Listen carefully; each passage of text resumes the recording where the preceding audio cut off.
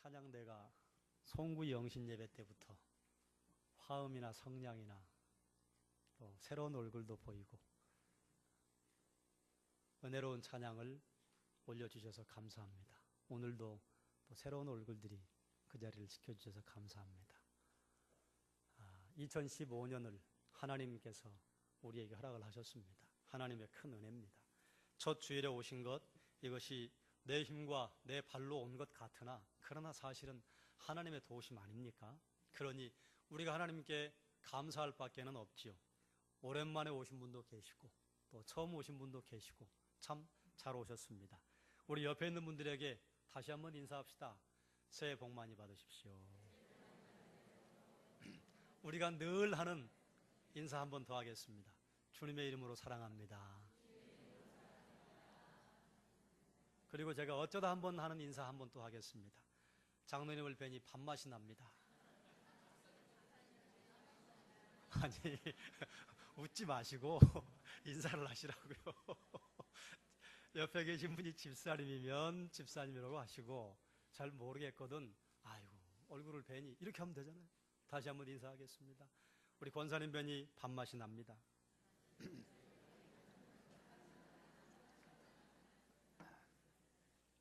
요즘 우리에게야 밥맛 난다고 하는 게 별로 와닿는 그런 인사가 아닙니다만, 여기 앉아 계신 어르신들에게 밥맛 난다고 하는 게 이게 얼마나 큰 인사입니까? 제가 병원에 입원해 있는 분들을 신방하다 보면 이렇게 밥맛이 난다는 게요, 은혜입니다.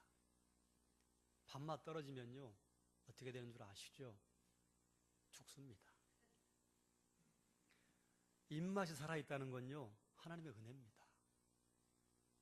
여기 계신 어르신들 가운데 입맛 지금 떨어진 분들 많으시죠? 그러니까 먹을 수 있다고 하는 건 얼마나 큰 은혜인지, 그렇다고 또 하나님의 먹을 수 있는 입을 주셨다고 막 산처럼 먹어대면 그럼 곤란한 일이 벌어지지만, 입맛이 난다는 건 하나님의 은혜 중에 은혜입니다. 우리 어르신들은 무슨 말인지 이해하실 거예요. 올해 우리 교회 표가 뭔 줄 아십니까? 관찰력이 뛰어나신 분들은 벌써 이제 보셨어요. 한번 같이 읽어보겠습니다. 가정을 세우는 교회, 교회를 세우는 가정. 교회는 가정을 세워야 하고요, 또 가정은 그렇게 든든히 세워진 다음에 교회를 세워야 합니다. 가정과 교회는 대단히 중요합니다. 그러면 가정과 교회를 누가 만드셨을까요? 하나님이 만드셨죠. 언제 만드셨을까요? 가정은요, 하나님께서 에덴 동산을 만드시고 그곳에 아담과 하와를 두시고 두 사람을 통해서 만드셨어요. 교회는 언제 만드셨습니까? 예수님께서 이 땅에 오셔서 타락한 사람들 가운데 전혀 새로운 인류, 구원받은 하나님 백성을 만들어내실 때, 그때부터 교회를 세우셨습니다. 그러니까 하나님은 창조의 완성, 또 구원이라고 하는 것은 창조의 회복입니다. 창조를 완성하시고 회복하시는 일을 어디를 통해 하시려고 계획하셨는가 하면 가정과 교회를 통해서 계획하신 것입니다. 그렇기 때문에 가정이 만약에 깨어진다, 또는 교회가 깨어진다 하는 것은요, 어떤 사역에 크나큰 지장이 있는가 하면 창조의 완성, 창조의 회복에 크나큰 지장이 생기는 것입니다. 그러면 하나님은 가정과 교회를 지키려고 하실까요? 해치려고 하실까요? 지키려고 하시겠죠. 반대로 사탄은 가정을 해치려고 할까요? 지키려고 할까요? 해치려고 하죠. 왜요? 그래야 하나님의 사역이 방해를 받으니까요. 그러니 가정과 교회가 서는 일은요, 우리 가정의 행복, 또 우리 교회의 이런 정도가 아닙니다. 하나님이 하나님의 사역을 완성하시느냐 완성하지 못하시느냐가 가정과 교회에 달려있는 것입니다. 사도 바울이 우리에게 오늘 선포한 본문, 다 아시는 본문이죠. 아내들이여 남편에게 복종해라. 남편들이여 아내를 그리스도께서 교회를 위하여 자기 몸을 주신 것처럼 사랑해라. 이 말을 하면서요, 중간에 뭐라고 하는가 하면 5장 32절에 이 비밀이 크도다. 이 비밀이 큰데 무슨 비밀인가 하면 가정과 교회에 관한 비밀인데요. 가정을 말하는 것 같은데 사실 이것이 그리스도와 교회에 관한 것이다. 그러니 가정과 교회는요, 하나님의 비밀입니다. 또 가정과 교회는요, 떼어서 설명할 수가 없습니다. 그러면 사도 바울이 본문을 선포할 당시에, 이 말씀을 선포할 당시에 사람들이 사도 바울의 말을 그렇지요, 지당하지요 이렇게 들었을까요? 아니, 웬 아닌 밤중에 홍두깨 뭔 말을 하는 거야? 이렇게 들었을까요? 두 번째입니다. 아니, 저게 뭔 소리야? 무슨 호랑이 담배 먹던 시절의 이야기를 하고 있어? 왜 그랬느냐?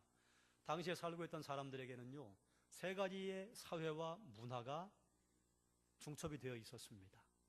이 말씀을 하는 바울은 유대인이죠. 유대 사회와, 그리고 당시는 이제 로마가 제국을 형성하고 있을 때인데요, 로마는요, 헬라의 사회와 문화와 언어를 그대로 가지고 사용하고 있습니다. 그러니까 로마의 문화는요, 그리스의 문화, 헬라의 문화입니다. 그러니 유대 사회의 문화를 알고 또 그리스의 문화를 알고 로마 시대의 문화를 아는 사람들이 살고 있는 시대가 이 시대예요.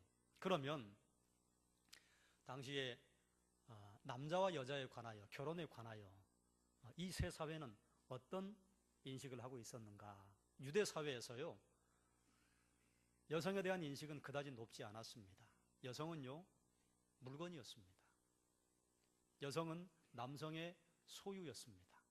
그래서 여러분이 신약 성경을 볼 때도 신약 성경이 기록될 당시도요, 그 문화권은요, 구약 성경의 문화권이에요. 사람의 숫자를 셀 때 남자만 셉니다. 남자도 어떤 남자인가 하면 성인식을 치른 만 13세부터 60세까지 남성.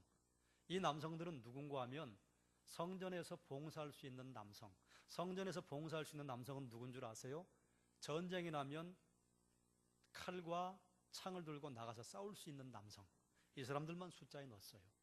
그러면 거기에 들어가지 않은 무리들은 누구인가 하면 노인과 여자들과 어린아이들입니다. 여성분은 성인이 되고 60세 이하라도 숫자에 들어가지 않았다, 그 말입니다. 남자들은 유대 사회에서 언제든지 여성에게 이혼을 요구할 수 있었습니다. 그러나 아내는요, 절대로 이혼을 요구할 수 없었습니다. 그러니 남성들의 횡포가 얼마나 심했겠습니까? 또한 헬라 사회에서는요, 아내는 집안 살림 돌보고 자녀를 양육하는 존재로 인식을 했지, 아내와 집안의 대소사를 의논을 한다거나 아니면 문박 출입을 해서 함께 어디 놀러를 간다거나 쇼핑을 한다거나 이런 거 없었어요. 아내들의 위치였습니다. 결혼한 아내가 남편이 동행하지 않고 혼자 밖을 나간다? 이혼 사유입니다. 그래서 헬라 문화권에 있었던 여인들은요, 방 안에만 있었습니다. 집 안에만 있었어요. 그러니 남성들이 여성들을 얼마나 사랑했겠습니까? 또 로마 사회는요, 이 시대는요, 거의 모든 것들이 무너져버린 다음입니다. 거의 모든 것들이 무너져버리는 그 마지노선이 어딘가 하면요, 성의 윤리입니다. 어느 사회든지 성의 윤리가 무너지면요, 다른 사회 윤리도 다 무너져버립니다. 사실은 다른 사회 윤리들이 무너지면서요, 마지막 버티고 있는 곳이 어딘가 하면 성의 윤리입니다. 성의 윤리는 무엇으로 대표되는가 하면 가정입니다. 그런데 요즘 우리 사회도 이런저런 이유로, 또 가슴 아픈 이유로 어쩔 수 없이 자기가 원하지 않아서 이혼을 하는 분들도 계시고, 또 본인이 원해서 이혼하는 가정도 있잖아요. 그런데 우리 주변에서 이혼을 9번 했다, 10번 했다 그런 분들 보신 적 있어요? 거의 드뭅니다. 유럽이나 미국 가면 5번 했네, 6번 했네, 10번 했네 이런 거 보면 깜짝 놀라는데요. 당시 로마 사회는요, 30번 결혼하고 이혼하고, 이게요, 대충 있는 일이었습니다. 그러니 우리가 신발을 바꿔 신는 것처럼 배우자 바꾸기를 대수롭지 않게 생각을 했다, 그 말이에요. 여러분들이 로마 시대를 배경으로 하는 영화를 보면 그중에 혹시 가정을 다루거나 성적인 것을 다루는 걸 보면요, 정확하게 드러납니다. 아주 문란합니다. 남성이 한 여자를 사랑한다? 없었어요. 그러니 여러분, 여성의 입장에서 그런 남편을 여러분이 존경하고 복종할 수 있겠습니까? 복종하지 않았습니다. 가장 가까워야 할 부부가 서로 마음에 미움과 원한과 멸시, 천대를 가지고 있었으니 그 사회가 온전했겠습니까?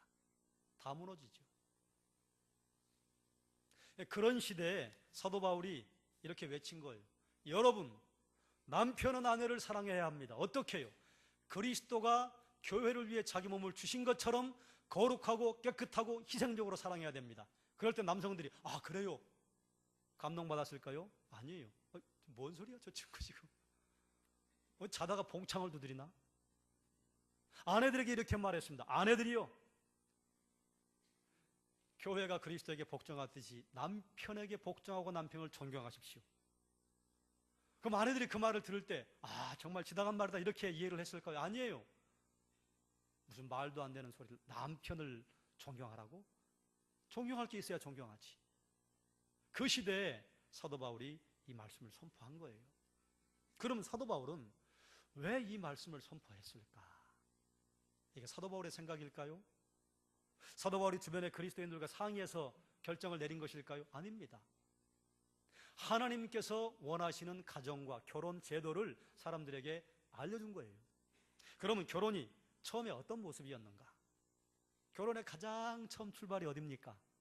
아담과 하와가 에덴 동산에서 하나님께서 서로 만나도록 중재해 주셔서 가정을 꾸린 거 아니에요? 하나님께서 가정을 꾸릴 때에 유일한 남자 아담을 만들었습니다. 다른 남자 만들지 않으셨어요? 그리고 아담에게서 유일하게 하와 한 여자만 만드셨습니다. 다른 여자를 만들지 않으셨습니다. 그리고 아담과 하와를 서로 만나게 하셔서 가정을 꾸리게 했습니다. 창세기 2장 24절에 보면, 이건 이제 모세가 기록을 했다고 우리가 알고 있잖아요. 수천 년이 지난 다음입니다. 그때에 뭐라 하는가 하면 남자가 부모를 떠나 그의 아내와 함께 둘이 한 몸을 이룰지로다. 결혼에 관하여서 창세기에 말씀을 하고 있어요. 이걸 우리가 이해할 수 있게 좀 더 자세하게 풀어서 설명을 하면요, 오직 한 남자가 부모를 떠나 한 아내와 만나 오직 둘이 한 몸을 이룰지로다. 그렇기 때문에 결혼의 원래의 모습은요, 한 남자와 한 여자입니다. 그러니 이 결혼에요, 다른 여자나 다른 남자가 끼어들면요, 그럼 가정이 깨지죠. 결혼은요, 한 남자와 한 여자요, 남자끼리 결혼해서 가정을 꾸린다? 그 가정 아닙니다. 여자끼리 만나서 결혼을 한다? 그 가정이라고 할 수 있나? 그 가정 아니에요. 이단 교주들이 가끔 이런 일을 해요. 영혼 결혼이라고 해서 산 사람과 죽은 사람이 서로 결혼을 한다. 그 결혼 아닙니다. 하나님이 계획하신 결혼은요, 살아있는 한 남자와 살아있는 한 여자가 만나는 거예요. 그러니 바울이 지금 선포하고 있는 결혼의 모습, 가정의 모습은요, 하나님께서 원래 계획하셨던 모습을 선포하는 거예요. 그렇습니다. 결혼이라고 하는 것은 원래 한 남자와 한 여자가 만나서 남편과 아내가 되어 인격적인 교제를 이루어가는 게 결혼이고 가정이에요. 그렇게 만난 사람이 이루어내는 게 가정 아닙니까?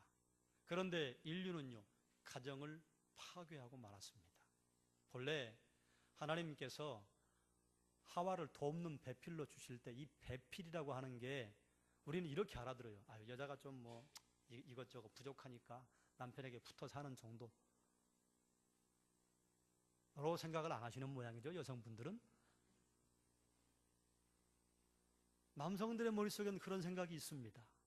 그리고 우리 대한민국은요, 여전히 아직 그런 생각들을 가지고 있는 사람들이 있습니다. 젊은이들에게 가면 생각이 좀 바뀌지만요.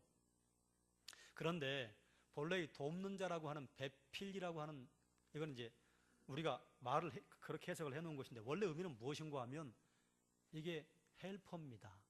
이 헬퍼가 어디에 쓰이느냐? 보혜사 성령이라고 할 때 이 보혜사가 헬퍼입니다. 그러니 능력이 없어서 도와주는 배필이 아니라요, 능력이 많은 사람이 능력이 부족한 사람을 도와주는 게 그게 배필이에요. 하나님께서 맨 처음 남성과 여성을 결혼하게 하실 때는요, 동등하게 하셨습니다. 그런데 역할이 달라요. 그런데 타락한 이후로 남성이요, 남성의 권위를 주장하기 시작했어요. 그럼 여성은 여성의 권위를 주장하지 않나요? 여성도 여성의 권위를 주장합니다. 지금 뭐 그걸 나누는 시간은 아니니까 그렇게 해서 가정 본래 모습이 깨져버렸습니다. 가정에서 뭐 남성이 앞서거니 여성이 앞서거니 이런 모습이 원래 아니었습니다. 서로 합력하여 하나님께서 이 땅을 다스리게 하셨던 청지기의 사명을 감당하는 아주 어마어마한 장소가 가정이었어요. 그런데 그걸 놓쳐버린 거예요. 그러면 가정을 이렇게 파괴한 것이 아담의 잘못인가요? 하와의 잘못인가요? 둘 다의 잘못입니다. 그러나 사실은 그 너머에요, 그 뒤에서 역사하는 악의 세력이 있었습니다. 사탄의 농간입니다. 그러니 가정을 깨트리려고 하는 그 어떤 시도도요, 남편에게 있지 않고 아내에게 있지 않습니다. 사탄이 있어요, 그 뒤에. 가정 깨지면 누가 가장 좋아해요? 사탄이 좋아서 춤춰요. 가정 깨지면 누가 가장 슬퍼하실까요? 하나님이 슬퍼하시죠. 랍비들의 속담에 이런 말이 있습니다. 한 남자와 한 여자가 만나 가정을 이룰 때 성전의 제단도 기뻐서 눈물을 흘린다. 뭐 성경에는 없는 말이지만요, 하나님이 그만큼 한 남성과 한 여성이 만나 가정을 꾸리는 것을요 기뻐하신다, 그 말이에요. 그러니 혹시 여러분 가정에 문제가 있으십니까? 가정에서 만약에 티격태격하는 일이 있으십니까? 남편 때문이라고 생각하시면 안 됩니다. 아내 때문이라고 생각하시면 안 됩니다. 그 뒤에 있는 악한 세력을 볼 수 있어야 합니다. 서로 깨어서 볼 수 있어야 합니다. 그래서 지금 사도 바울이 하나님께서 계획하신 가정을 다시 한번 사람들에게 알려주는데 좀 더 구체적으로 알려줘요. 하나님께서 원하시는 가정은 어떤 것인가? 가정을 말하는데요, 먼저 교회를 말해요. 교회는 그리스도에게 복종합니다. 왜 그럴까요? 적어놨어요. 교회의 머리가 그리스도이시라. 그리스도가 교회의 머리이기 때문에 교회는 그리스도에게 복종합니다. 이와 같이 아내도 남편에게 복종해야 합니다. 왜요? 하나님은 가정의 머리를 남편으로 세워놓으셨습니다.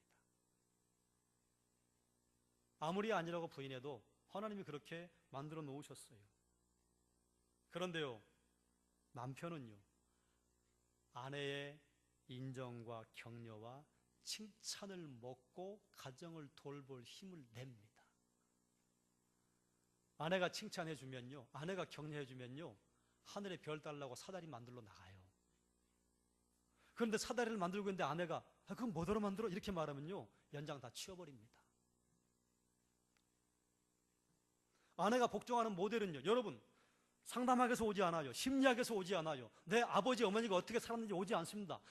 아내가 남편에게 복종하는 모델은 어디예요? 그리스도예요. 교회가 그리스도에게 복종하듯이 하면요, 할머니 세대도 손주 세대도 그 손주 증손 고손의 세대도요, 가정은 건강합니다. 그렇지요? 남편에 관한 말씀을 하는데요, 역시 또 교회를 먼저 언급을 합니다. 그리스도는 교회를 사랑하시고 교회를 위해 자기 몸을 내주셨습니다.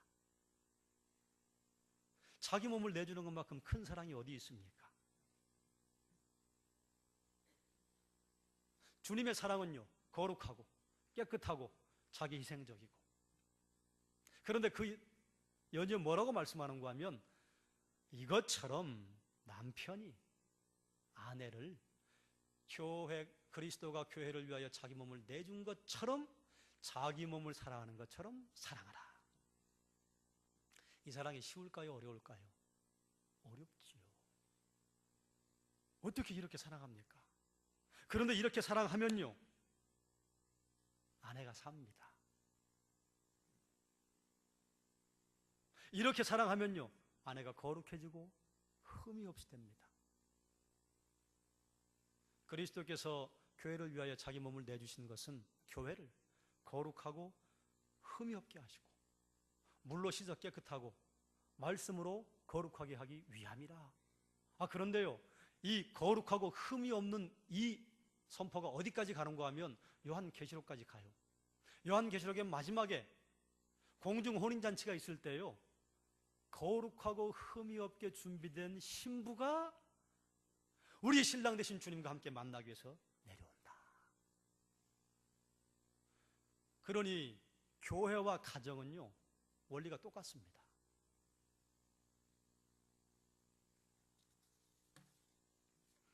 결혼 관계가 그리스도와 교회의 관계와 같아요. 교회의 주인은 누구신가요? 예수 그리스도. 가정의 주인은 누구신가요? 예수 그리스도. 가정의 주인이 남편 되면 가정은 깨져요. 가정의 주인이 아내가 되면 가정은 깨져요. 그런데 가정의 주인이 그리스도 되면요, 가정은 살아납니다. 교회의 주인이요, 목사 아니잖아요. 장로님 아니잖아요. 권사님 아니잖아요. 교회의 주인이 목사가 되면요, 그 교회 깨지죠. 교회의 주인이 장로가 되거나 권사가 되면 교회 깨지죠. 교회의 주인이 그리스도 되면요, 교회는 살아납니다. 가정과 교회의 원리가요, 너무 똑같아요.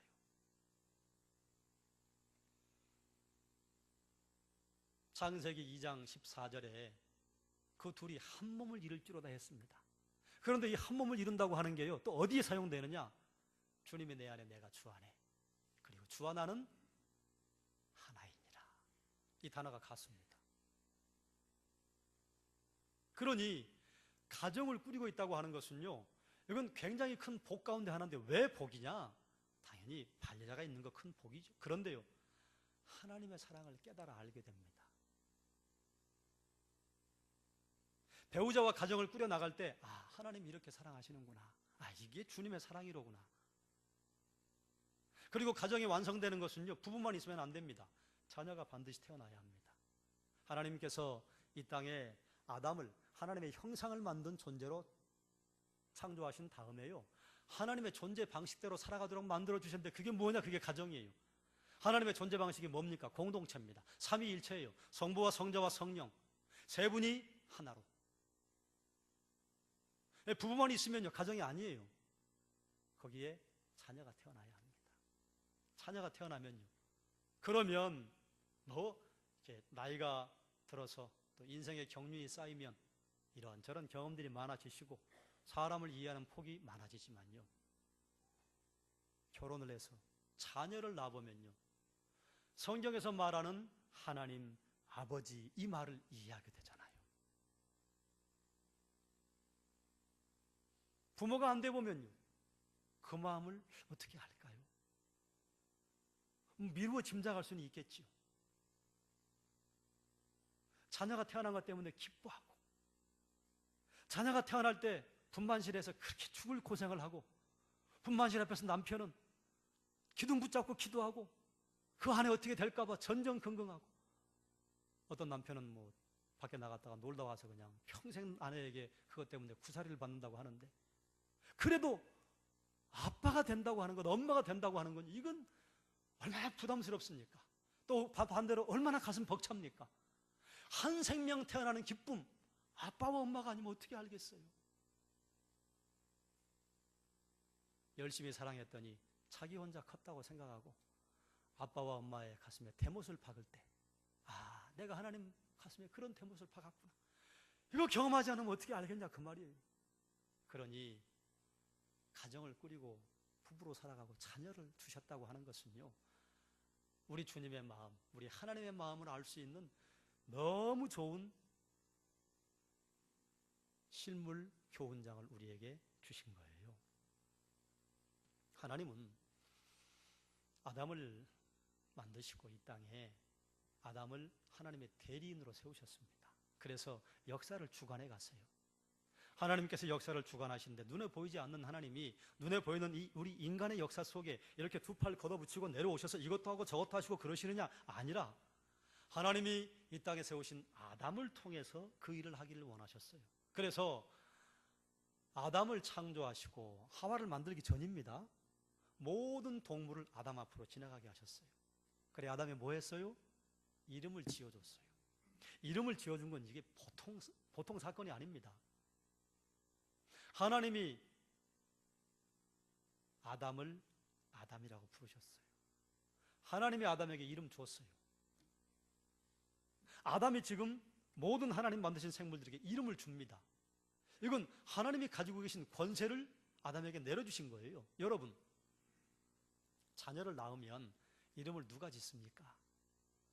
뭐 어떤 가문은 아빠가 짓기도 하고, 또 어떤 가문은 할아버지가 짓기도 하고, 또 어떤 가문은 할머니나 뭐 외할아버지가 짓기도 하시고, 또 어떤 가문은 가끔 목사에게 이름을 지어달라고 하기도 합니다. 옆집 아저씨에게 이름 지어달라고 해보신 적이 있으세요? 이름을 지어준다고 하는 것은요, 대단히 끈끈한 관계가 있다고 하는 증거고요. 이름을 지어준다고 하는 것은요, 이름을 지어주는 존재가 권세가 있다고 하는 것을 의미합니다. 이름 지어주었어요. 그래서 모든 생물을 다스리게 했습니다. 이 땅의 모든 생물을 다스리는 첫 번째 관리자는 아담이었습니다. 그런데 여러분, 아담은 누가 관리했을까요? 하와가 관리했습니다. 비밀입니다.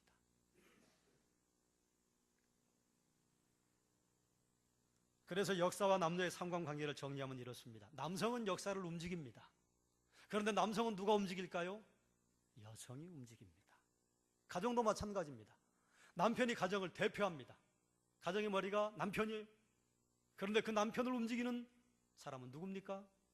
아내입니다. 김영삼 정부가 시작이 될 때 1993년 5월에 그때 군 장성들의 피지가 막 들썩들썩했습니다. 물론 이런저런 정치적인 이유도 있어요. 그러면서 그때 한화회가 숙청을 당하고 뭐 이런 일들이 있었는데, 겉으로 드러난 비리의 모습은 무엇이었는가 하면, 남편이 별을 다는데 누가 정치를 했느냐? 남편이 한 게 아니라 부인들이 했어요. 뭐 별 하나짜리 부인이 별 둘짜리, 별 셋짜리, 그 다음에 뭐 군사령관 이런 분들 부인들에게 뇌물을 바쳤다 그 말이에요. 그래서 부인들이 열심히 로비 활동을 벌인 결과 남편의 견장에 별이 붙었어요. 누가 별 만든 거예요?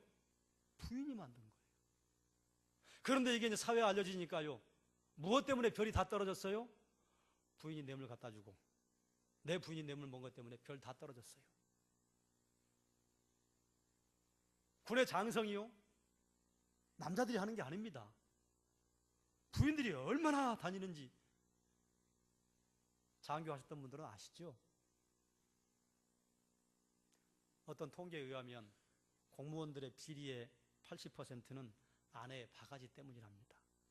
우리 교회에 계신 분들이야 뭐 그러지 않는 것으로 알고 있으니까 제가 자신 있게 말씀드려도 될까요? 남편이 아무리 청렴 결백하려고 해도 아내가 밥상에서 여보, 당신하고 똑같이 들어간 철수 아빠는 무슨 재주가 있는지 집을 2채나 샀대, 이렇게 말하면요, 그 말을 듣고 남편이 고민할까요? 안 할까요? 고민 안 한다면요, 그 사람이 아닙니다. 고민됩니다. 지혜로운 아내라면요, 남편이 어디서 근거가 없는 돈 봉투를 가지고 와서 아내에게 내밀면요, 여보, 우리 하나님 앞에서 바로 살기로 작정했잖아요. 이게 웬 돈이에요? 갖다 줘야 되지 않아요? 이게 지혜로운 아내죠.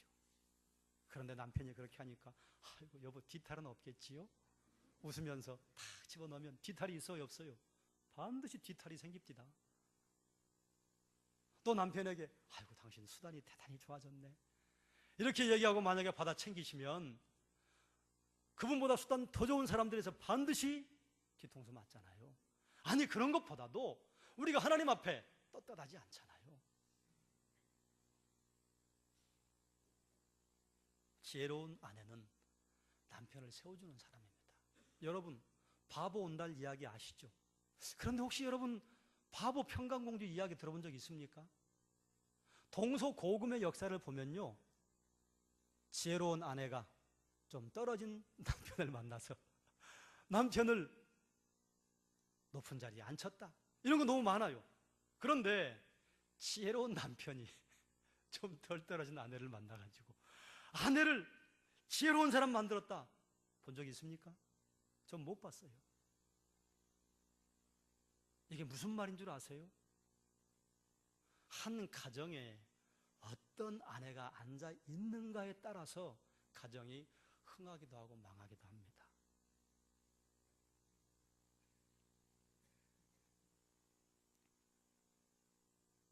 정말 어리석은 아내는요, 자식들 자기 편 만드는 아내입니다. 대개 자식들을 자기 편 만드는 부인들은요, 남편 흉봐요. 그래야 내 편 되니까. 바보예요. 바보 천치도 그런 바보 천치가 없어요. 그러면 아내의 위상이 올라갈까요? 아닙니다. 어느 날 갑자기 땅으로 떨어집니다. 왜 그래요? 남편과 아내가 한 몸인데, 제가 지금 얼굴이 이렇게 그걸 침 뱉으면 누구에게 와요? 저에게 와요. 정말 어리석은 남편은요, 아내 무시하는 남편이에요. 남편이 아내 무시하면 내 엄마를 무시하는 그 아버지를 자녀들이 좋아할까요? 너무 뻔한 것 아닙니까? 그런 아버지 존경하지 않습니다. 그럼 미워하는가? 예, 미워해요. 그러면서 사랑해요. 그러니까 애증의 관계가 만들어지는 거예요. 사랑하는데 미워해요. 미워하는데 사랑해요.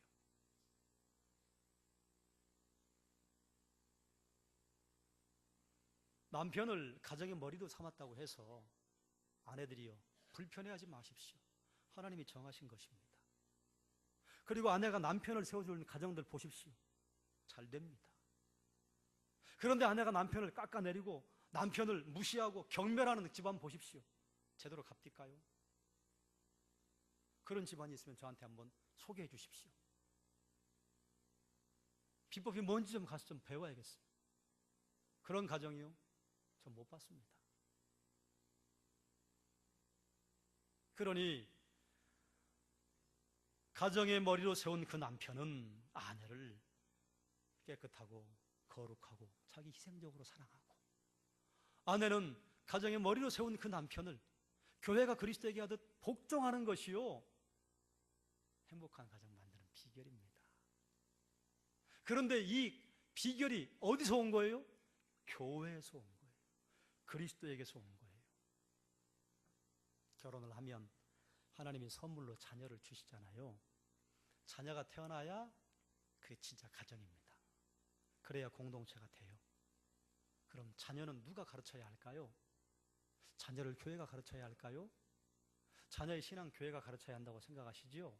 여러분, 만약에 우리 자녀들이 잠자는 시간까지 포함해서 대충 아마 이 시간이 맞을 거예요. 통계에 의한 거니까 집에서 한 9시간을 보낸다고 합니다. 그럼 1년이면 몇 시간일까요? 3000시간입니다. 우리 아이들이 교회에 나와요. 길게는 2시간, 적게는 1시간. 그럼 크게 잡아서 2시간 보낸다면 교회에서 몇 시간 보낼까요? 100시간 보냅니다. 1년에. 수련회 여름, 겨울로 가면요, 수련회 가서 보내는 시간이 약 한 50에서 60시간입니다. 그러면요, 아주 넓게 잡아서요, 250시간입니다. 그 시간도 안 돼요. 그럼 3000시간과 250시간, 어디가 효율이 있을까요? 자녀의 신앙 교육은요, 교회가 하는 게 아닙니다, 여러분.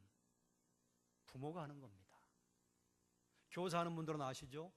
아이가 세요. 집안을 보면요, 역시 세요. 자녀가 든든해요. 집안을 보면요, 든든해요. 교육학자들이 하는 말 여러분 아시잖아요. 문제 아이는 없다. 문제 부모만 있을 뿐이다. 그러니 자녀들을 제대로 교육하기 위해서요, 우리는 가정의 모습을 어디서 가져와야 하느냐? 그리스도와 교회에게서. 학교에서 아이들을 가르치나요? 예, 학교에서 아이들 가르쳐요. 뭐 가르쳐요? 기술 가르쳐요. 스킬 가르쳐요. 그러면 이 기술을 쌓을 수 있는 기초가 되는 신앙과 인성 가르쳐 주나요? 아니요. 학교는 그런 거 가르칠 시간도 없고요. 그거 가르친다고 하면요, 어떻게 된 일인지 학부모들이 기를 쓰고 쫓아가서 그거 다 없애버리잖아요. 지금 아이들 바쁜데 무슨 체육입니까? 아이들 바쁜데 무슨 윤리입니까? 무슨 국사입니까? 안 가르칩니다. 학교가 아이들의 미래를 만들어주지 않습니다. 절대로 만들어주지 않습니다. 속지 마십시오. 우리는 근대 교육에 속아왔어요. 학교에 보내면 다 가르칠 것이라고 우리 속아왔어요. 자녀의 교육은요, 부모님이 하셔야 합니다. 여러분 생각해 보세요. 부모님처럼 자녀를 잘 아는 분이 어디 있습니까? 부모님처럼 인성을 잘 가르쳐줄 교사가 어디 있습니까? 부모님처럼 신앙의 본을 보여줄 그런 교사가 어디 있습니까? 교회는 와서 함께 신앙생활을 하고 도전을 주고 또 신앙생활을 할 수 있는 장을 마련해 주는 곳이지 신앙교육 시키는 곳 아닙니다. 여러분이 시키셔야 됩니다. 그러면 가정에서 아버지와 어머니가 무엇 해야 할지가요, 정신 바짝 차려질 겁니다. 그러면 이제 부모님들에게 고민이 생기죠. 아니, 우리가 아이들 수학, 영어를 어떻게 가르쳐줘요? 그래요. 수학, 영어 못 가르쳐줘요. 그런데요, 수학과 영어를 공부할 수 있는 인성과 신앙은요, 부모님 밖에는 가르쳐줄 수가 없습니다. 저는요, 꽤 신앙심이 있습니다. 기독교 신앙을 말하는 게 아니에요. 저에게는 종교의 성향이 있어요. 저의 부친이 젊었을 때 출가해서 중되겠다고 나갔었어요. 그 성향이 저에게 고스란히. 그런데 그 대상이요, 이제 주님에게로 바뀌었어요. 저희 부모님이 주신 거예요. 어머니, 할머니 손잡고 절간에 쫓아다닐 때요, 그때 신앙생활은 이렇게 하는 거야. 말씀해 주지 않으셨는데 신앙생활은 이렇게 하는 거야 몸으로 저한테 가르쳐 주셨어요. 이제 그 대상이 바뀐 거예요. 교회와 그리스도로. 부모님 따라가잖아요. 그러면 부모님은 어디서 배우는가? 배워야 가르치잖아요. 누가 가르칩니까? 교회가 가르쳐야지요. 우리 교회는 부모님들을 가르쳐드리는 이런저런 시스템들이 아직 만들어지지 못했습니다. 그러나 이제 시작했습니다. 미약하지만 1년이 지나고 2년이 지나고 3년이 지나면요, 저는 기대가 되고 가슴이 뜁니다. 교회가 부모님을 가르치고 부모님이 교회에서 배운 것들 자녀들에게 가르칠 수 있는 컨텐츠를 저희가 제공해 드리고, 그리고 부모님은 가정에서 자녀들을 양육하고, 신앙의 가정에요, 이 말씀은 통과하겠습니다. 신앙의 가정에 자란 아이들은요, 달라요. 저는 믿지 않는 부모님들 밑에 생활을 하다가 서울로 전학을 와서 교회 첫 발을 내디디게 되었습니다. 감사하게도 저에게 인생을 걸고 따를 만한 스승이 계셨어요. 큰 은혜죠. 그런데 어디 그런 일이 흔한가요? 그런데 부모님들이 먼저 신앙의 길을 가셨던 제 친구들이나 동기들을 보면요, 잘 풀려요. 뭔지 모르겠는데 잘 풀려요. 제가 처음에는 그걸로 하나님께 원망해서, 하나님 뭡니까? 저는 이렇게 고생을 하면서 신앙생활 하는데 쟤들은 저보다 기도도 안 하는 것 같고 신앙생활도 별로 안 한 것 같은데 왜 저렇게 잘 풀립니까? 제가 아들을 낳고 깨달았어요. 틈만 나면 저희 두 아이를 위해 기도합니다. 그러니 이렇게 기도가 쌓인 아이들과 기도가 쌓이지 않는 아이들과 같다면 그게 문제 아니겠어요?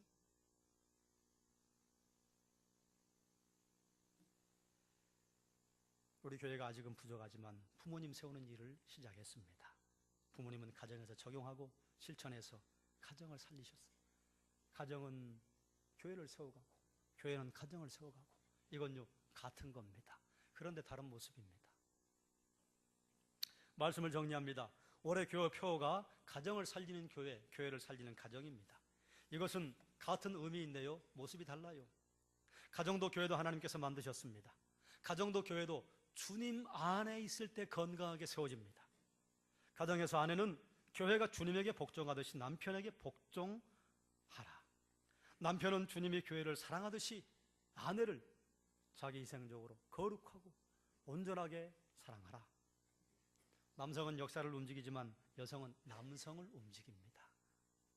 남편은 가정을 움직이는 것 같지만요, 아내는 남편을 움직입니다. 자녀는요, 부모님이 가르치셔야 합니다. 부모님이 자녀를 가르칠 수 있도록 교회는요, 부모님을 가르쳐 줄 수 있어야 합니다. 우리 성도교회가 그런 교회가 될 것입니다. 성도교회가 그런 교회가 될 때요, 가정이 든든해지고 교회가 든든해지고, 그러면 이거야말로 건강한 부흥, 건강한 성숙입니다. 교회도 건강해지고 가정도 건강해지고. 사랑하는 여러분, 교회는 가정을 살리고 가정은 다시 교회를 살리는 이런 아름다운 순환이 우리 교회에 일어나게 해주시기를 주님의 이름으로 축원합니다. 기도하겠습니다. 하나님,